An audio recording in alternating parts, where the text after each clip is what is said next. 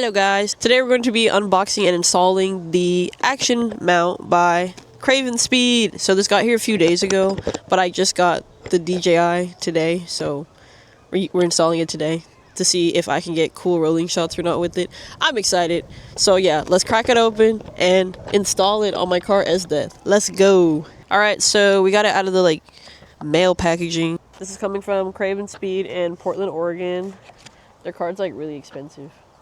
So here's all the stuff in there. I'm getting a little scared about this setup versus California potholes.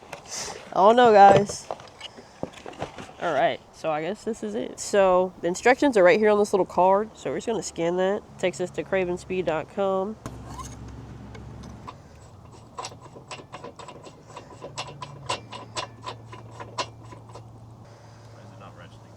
I don't know. Oh, there it goes. So we have it installed now. We scratched it up very badly. It's okay though.